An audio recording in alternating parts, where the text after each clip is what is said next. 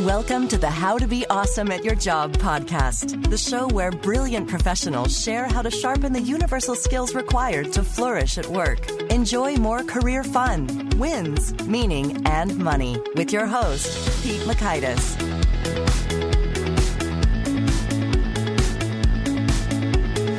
Well, hello again. You know, you must be very, very smart joining us for episode 67 here, and I've got good news for you. My next guest, Joanna Jast, has some pro tips in terms of getting even smarter. She's got some great practices associated with boosting your brain's performance. So if you got to learn some things, cut through that mental clutter, then this is the guest for you. So you're going to learn 1, the optimal environment type surroundings for optimal productivity. 2, quick hacks for improving your focus. And 3, how our brains are wired to absorb information. So if you want to check out the show notes, the transcripts, the links to items mentioned here, you'll find them over at awesomeatyourjob.com/ep67.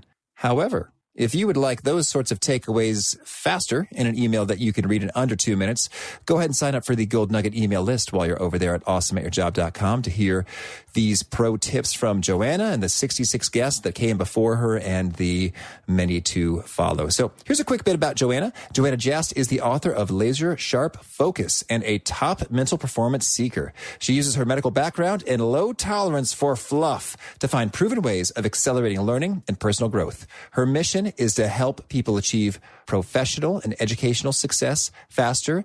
You can find her blog over at shapeshiftersclub.com/blog. Here's Joanna. Joanna, thanks so much for being here on the How to Be Awesome at Your Job podcast. Thank you very much for inviting me, Pete. Well, I think we have so much fun stuff to dig into. And so I'd like to maybe if you could open us up by sharing, your website's called the Shapeshifters Club. That's a fun, intriguing name. What does it mean? Where did it come from? So the idea was really born, as it usually is. I was in the middle of thinking myself, what do I do with my life? In my 40s, the idea was born a few years ago. So I got to a point you can call a midlife crisis. And I was sort of thinking, so what do I do? What do I do with my professional life? I've got another 40 years and I wanted to become somebody else professionally.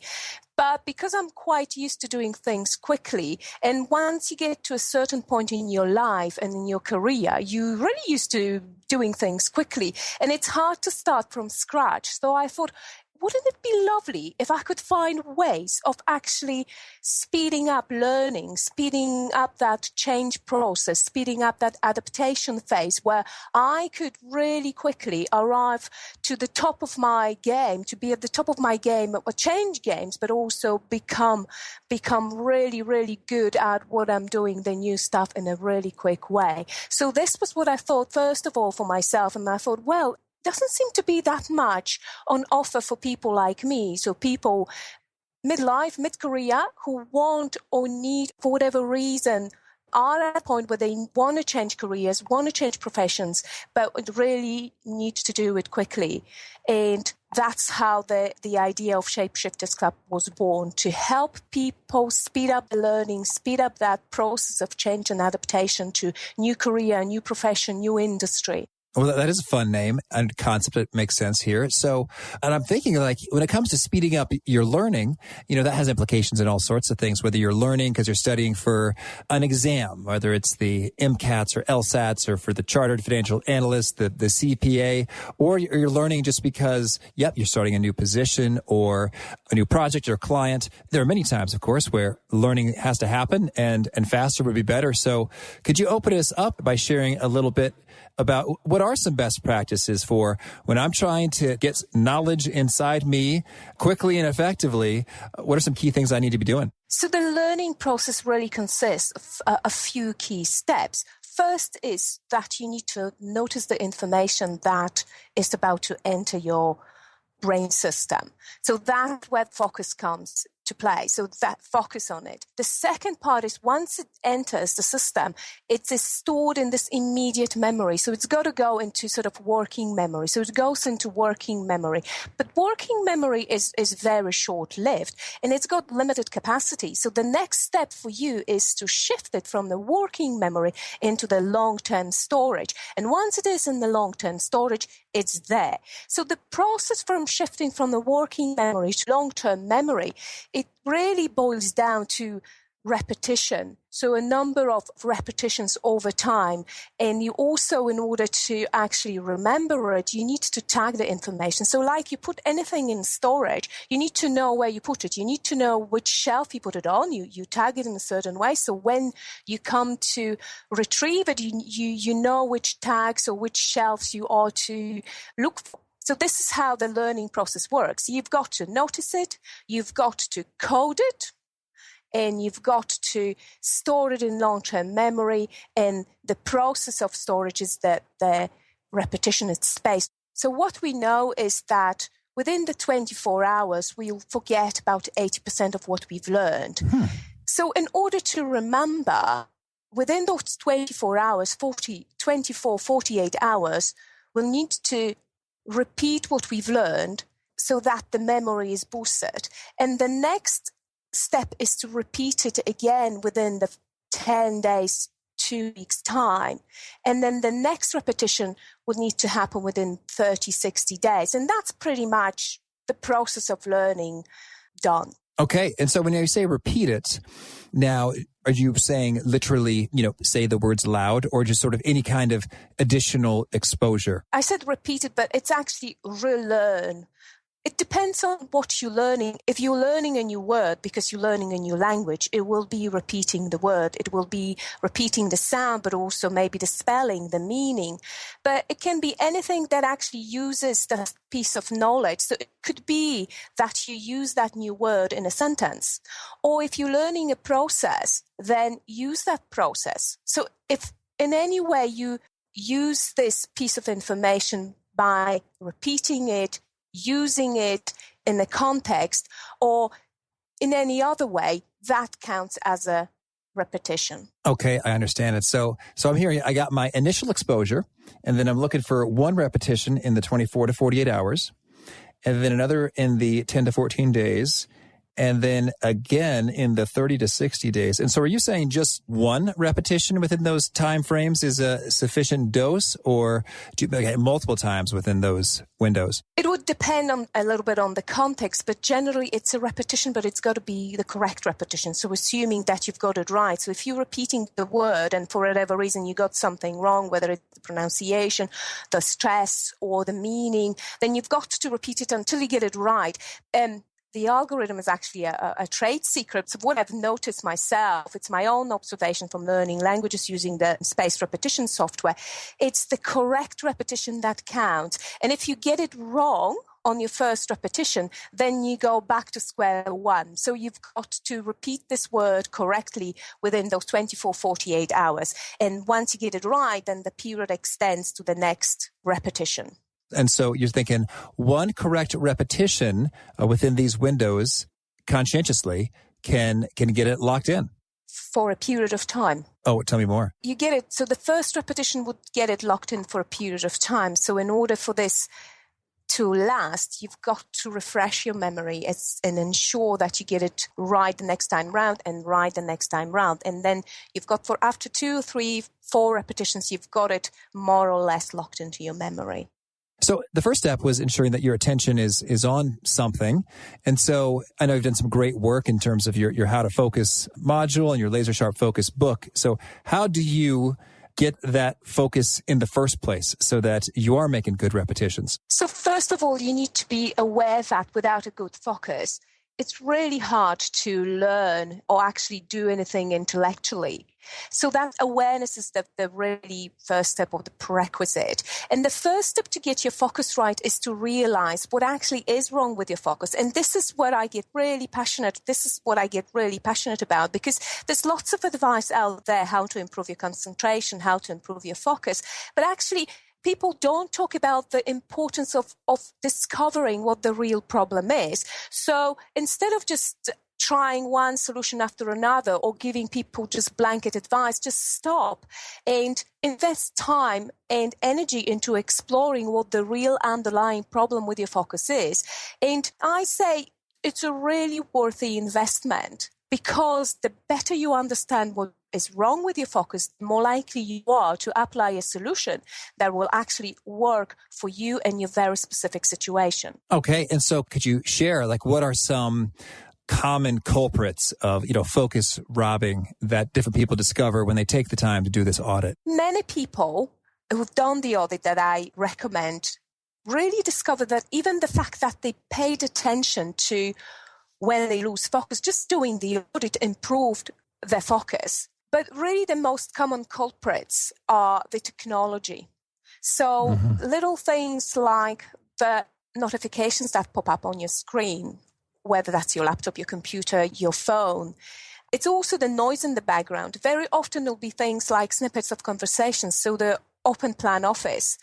Our brain is wired to tune into conversations to make sense of them because, evolutionary, it's am I in danger for any other reason? Is there any other opportunities for food or for sex out there? So snippets of conversations are really bad for our focus. The same thing is with music and music with lyrics, because our brain will try to make sense of it again. But also little things like people coming and going. Sometimes it might be the conversations that come through the open window or open door, environment that is very distracting. So one of my favorite examples is how important it is to have an ergonomic workstation. And when I was a medical student, for my first 2 years, I used to really spend a lot of time studying, basically cramming, staying up long, late at night, pulling all-nighters, and my grades weren't that great, and I was really disappointed with myself. And what I would do is I would lie on the bed or on the sofa and try to read these big, fat medical textbooks, and I would doze on and off. I would fall asleep. I would wake up, try to study again and all that. And one day I was so frustrated with that. I just said, I've got this assignment I need to complete for tomorrow, but I just can't do it right now. I'm going to go to bed early tonight and I'm going to wake up early tomorrow. And I'm going to do that assignment tomorrow. So I went to bed and I woke up early. I organized myself on my desk and I just did that assignment. I was just really, really surprised. It was so easy, so straightforward. I had time to complete the assignment, I had time to have my coffee, I had time to have my breakfast. I felt really energetic. I felt quite accomplished. And now looking back, what I did was my productivity skyrocketed literally overnight because I shifted from this very unergonomic space bed where I was actually in bed. So beds and sofas are not made for working or studying, to desk, which is made for studying and work. So even looking at your workspace, whether that's really ergonomic, are you doing it at a table or on a desk? Do you have enough light? Is your chair comfortable? Do you have everything you need within reach? Or is your desk really cluttered? So these are little things that can make a lot of difference to your productivity at work. Oh, yes. And well, now, since you're talking about desks, I got to get your take on this. I have been eyeing this beautiful sit-to-stand desk situation. Can you share with me any perspectives, research, data, anecdotes about standing desks or sit-to-standing desks and the benefits of them? I'm going to quote one of my favorite books, Brain Rules by John Medina. Our brain evolved to solving survival problems in an outdoor environment and doing it in nearly constant motion. So it's really hard. If you're sitting at the desk, you're mostly immobile. But if you're standing, you've got a little room to move, and you can actually move if you want. And I've heard of people who work at desks and work out. They've got treadmills and they run or walk and work. And I actually am a strong believer in that my brain works best when I'm moving. And I would often, when I've got a really tough problem to crack, I would often go for a walk, or I would take it to think it through during one of my regular runs. So from that point of view, I think the standing desk might actually be a good idea, although I haven't read any specific research on that. Okay. Well, thank you. And so now I'd love to hear, when it comes to your focus and bringing your attention sharp, if folks say that the average attention span is about 10 minutes, can you tell us, what does that even mean exactly, attention span? And what are some means for getting some improvement about that in the long term? Sort of week after week and month after month, we can address the distractions and the technology, but is there any kind of internal skill that we can build and develop in that zone? Definitely can be built and developed. So that 10 minutes, it's what generally most of us would naturally have. And that's a sort of attention that's sort of easy attention. Beyond that 10 minutes span, you would need to put a little bit more effort into actually staying focused. And the main thing that helps us extend that period beyond those 10 minutes is interest. So if you're interested in whatever you're reading or whatever you're doing, sure, you want to stay involved. So it's going to be definitely more than 10 minutes. But if you're not, you're going to struggle. Uh-huh. Well, so any key tips then for igniting some extra interest, maybe even if you're not naturally interested? The key thing will be to add emotions to your work or your learning if you're reading. And there's a variety of things you could do. It would depend on really what lights your fire, what you find fun, also what the task involves. So if you're reading a long report and it's a long piece of text that's really boring, you might want to brighten it a little bit with colors. So you can, although highlighting doesn't really help, but you might want to use colorful pens to write notes or even draw on the margins as you're reading to create your notes if you like colors. But if you like, for example, for me, what helps me if I'm reading something long or need to study for a long period of time, I like to move. So I would even move from one place to another, and that creates that interest and keeps me involved in it. But most often people would use things such as music. I would recommend no lyrics, as I said earlier.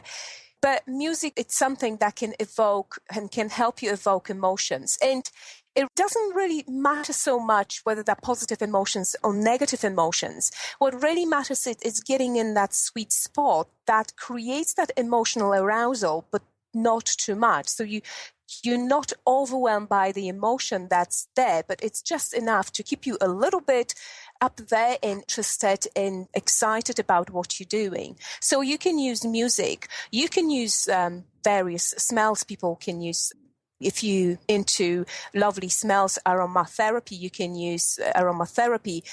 Many people use food, and unfortunately I'm one of them. So if I've got something really hard to go through, whether it's a really long document to read or something really hard to prepare, I would use food to keep myself sort of interested and extend that attention span. It can be a nice hot drink.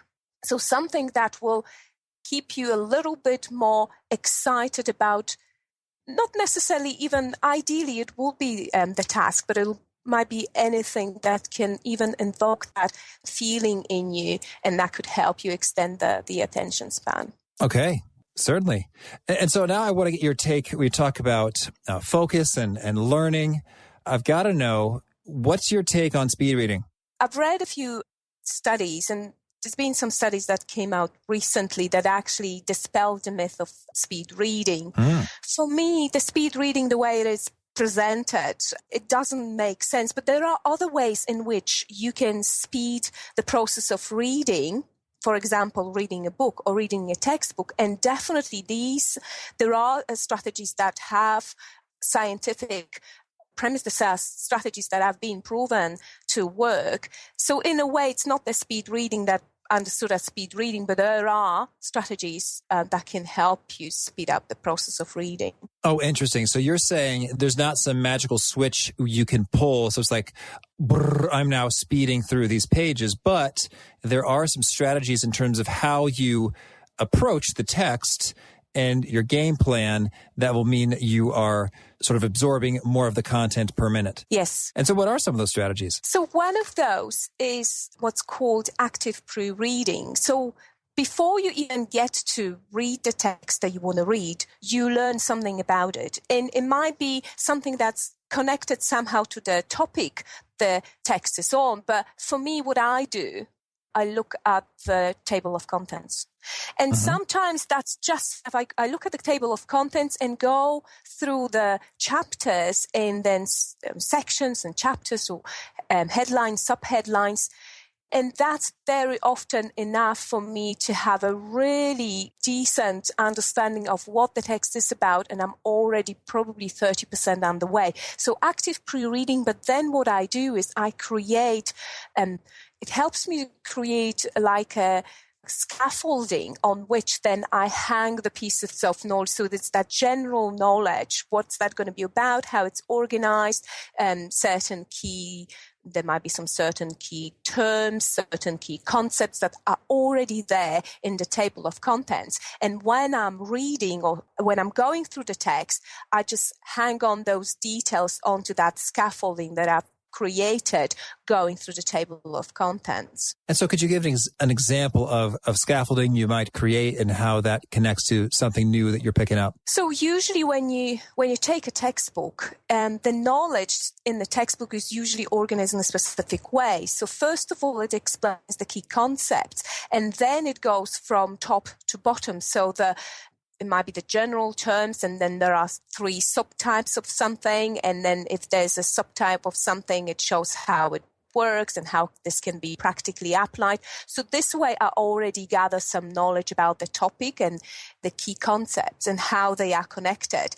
And if you remember what I said earlier on about the learning process, so the learning process is the process of transferring the piece of knowledge, piece of information from that working memory into the long-term storage. And there are 2 processes that happen there. One is the spaced repetition, but the other is how you actually label this piece of information, how you tag it, how this piece of information actually starts connecting with what you already got in that storage. And when I go through the table of context, I already start creating those connections. So how this piece of knowledge is connected within that wider machinery, or what are the key elements of this piece of knowledge and how they interact with one another. So that already helps me create the connections between various bits and pieces of what I am about to learn, not yet learning, or already learning, but not reading yet about it. Okay, thank you. And so I also got a kick out of, you described yourself as a master procrastinator. Tell us a little bit about what that means, and then what you've done to improve, and sort of best practices that you'd share for those who have a procrastination issue. I am no longer a master procrastinator, but I used to be. Congratulations. Thank you. But I am still by nature.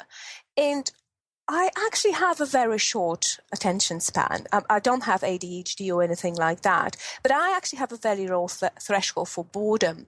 And that really gets in the way of me doing anything for prolonged periods of time. I'm also someone who is on the constant seek for excitement. So that makes me looking for something more exciting. So that's me by nature.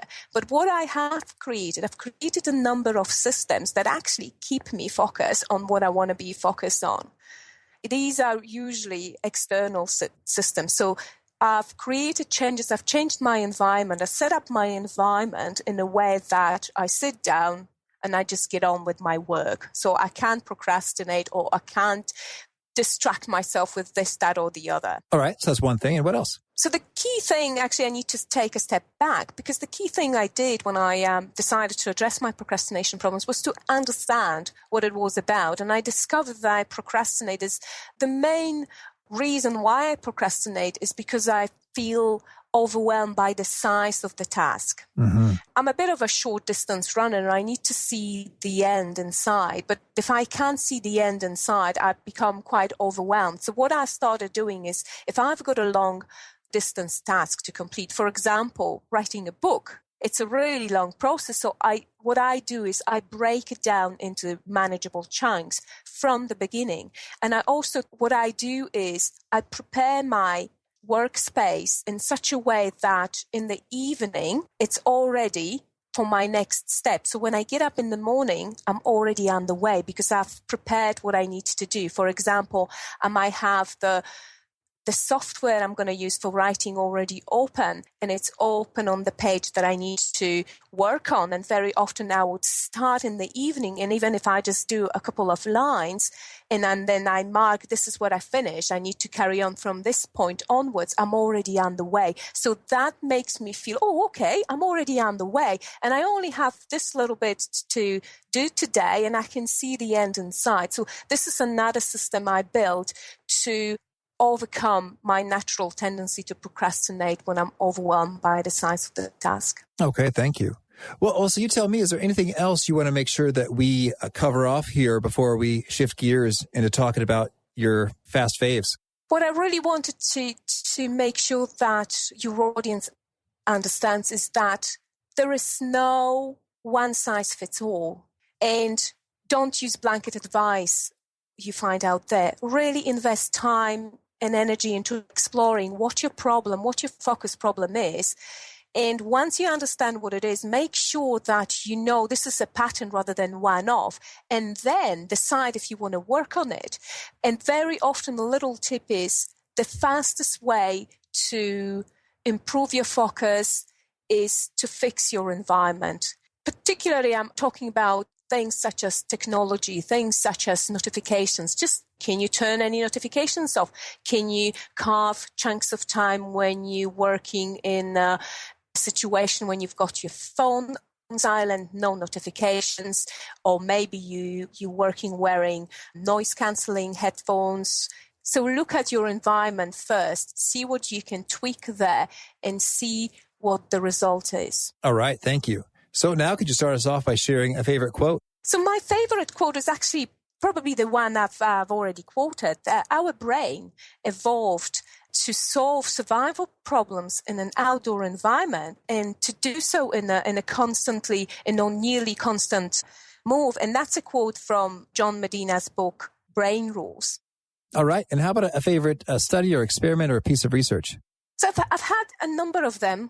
Probably depends on what I'm working on at the moment. So at the moment, I'm going back and forth to the key study on willpower, because I'm working on my own willpower, on my own self-discipline. And the key study on willpower is the famous marshmallow experiment. Mm-hmm. So that's the one I'm very much focused on right now.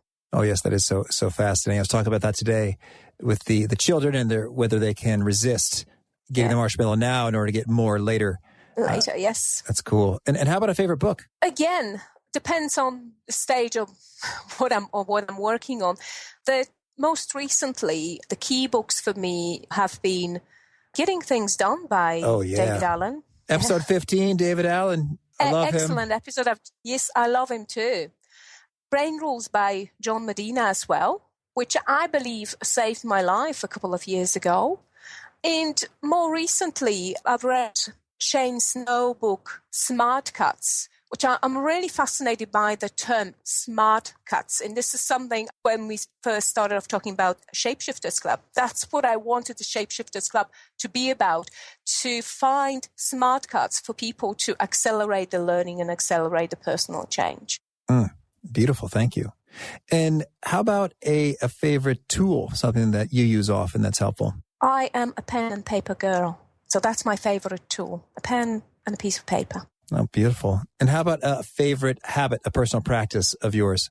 Thinking back, I think the key habit, the keystone habit for me is my morning routine, which was born back then many years ago when I first started to get up early in the morning and study at my desk. So I still continue with that morning routine. Some of the elements have changed, but I still get up 5 o'clock in the morning and I start the day by doing the same things. And that's enabled me not only to learn a lot, become more productive, but also to look forward to every day, because this is my favorite time of the day. And how about a favorite sort of key nugget, something that you share that seems to really resonate with folks? What I've already said about there's no one size fits all. And something that might have worked for, 99% of population might not work for you. And if it doesn't work for you, it doesn't mean there is something wrong with you. It's just this piece of advice, this little strategy is not suitable for you. Go and find something else. All right. And what would you say is the best place to find you if folks want to learn more and see what you're up to? So it's definitely my website, www.shapeshiftersclub.com. You can also find me on Quora. That's my favorite procrastination poison. It's my favorite website. What's your Quora handle? It's Joanna Jast 1. Okay, very good. And do you have a favorite challenge or parting call to action you'd leave folks with who are seeking to be more awesome at their jobs? So my favorite call to action would be really look at your environment. Look what's there, what you can easily change that can really increase your productivity, improve your focus. And best that this could happen immediately, because then you've got that sense of achievement and you've got the sense that you actually have done something to improve your productivity or improve yourself. Okay, thank you. Well, Joanna, this has been a lot of fun. Thanks so much for sharing your goods here, and I wish you lots of luck and have a good one. Thank you very much for having me, Peter. Thank you. All right. Well, I hope that you have made some sort of a resolution to eliminate some kind of a distraction in your world, whether it's a notification or a beep or a buzz, whatever it takes to get that extra dose of focus in your environment. So once again, if you want to check out the show notes, the transcripts, the links to items mentioned, you'll find that over at awesomeatyourjob.com/F67. And do push the subscribe button, please, if you haven't already, because you're probably not going to want to miss our next guest. If you like sports, I don't know, if you're like me, you just can't wait to follow your favorite ball squadron and the next athletic contest at the local arena. It's true. I've never really became a fan of watching sports. I don't know. It's like something's missing in me, and I feel like I'm missing out sometimes in terms of fun, camaraderie, and people and stuff. And even William Poundstone in episode 39 said those who have strong sports knowledge, that correlates to all sorts of other things, which is kind of interesting. You might check that out. But our next guest will be a treat for sports fans. It's Molly Fletcher. She has worked as an agent representing many prominent athletes, and she has distilled a lesson or two about these high-achieving, high-performing type folks. So even if you don't like sports and you're kind of clueless about that like I am, you'll still get some great insights from her. So hit the subscribe button if you would, so you don't miss from her and any of the other guests, and peace. Thanks for joining us for today's episode. To get the most out of this conversation, visit awesomeatyourjob.com to find today's show notes, transcript, and infographic summary cheat sheet. For more entertaining professional skill sharpening, be sure to subscribe to catch the next episode of How to Be Awesome at Your Job.